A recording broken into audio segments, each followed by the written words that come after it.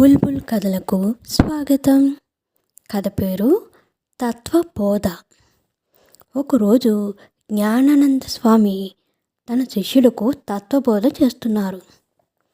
ఇప్పుడు నేను మీకు ఒక కథ చెబుతాను, సావధానంగా వినండి. అనిల్, పవన్ ఇద్దరు మంచి మిత్రులు. 10వ తరగతి చదువుతున్నారు. ఒకరోజు ఇద్దరు ఇంటి నుంచి పాఠశాలకు వెళుతుంటే దారిలో చిలక జోస్యం చెప్పేవాడిని చూశారు.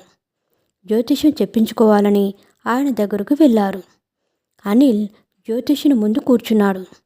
జ్యోతిష్యుడు పంజరం తలుపు తెరిచాడు.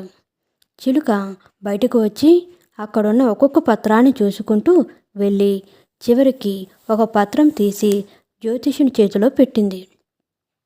ఆ పత్రాన్ని చదువుతూ జ్యోతిష్యుడు, "నువ్వు 10వ తరగతి పాస్ అవుతావు" అని చెప్పాడు.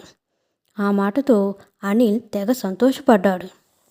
తర్వాత పవన్ జ్యోతిష్యుని ముందు కూర్చున్నాడు.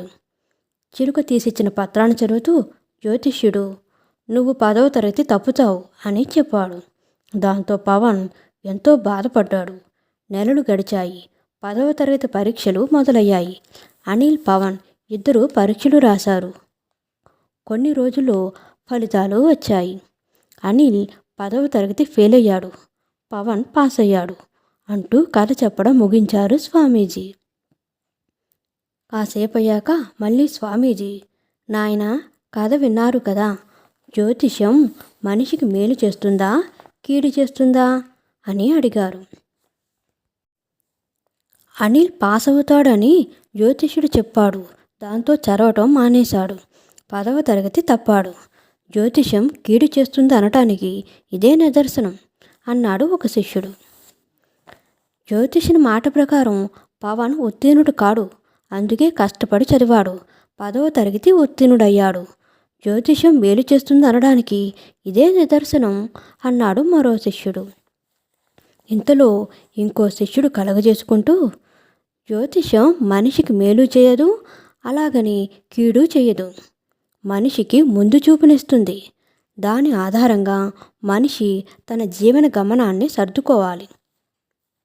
అనిల్ 10వ తరగతి తప్పడానికి కారణం అతని సోమరితనమే తప్ప జ్యోతిష్యం కాదు. అలాగే పవన్ 10వ తరగతి ఉత్తీర్ణుడు అవడానికి కారణం అతని శ్రద్ధ, కష్టపడి చదవటమే తప్ప జ్యోతిష్యం కాదు అని వివరించాడు.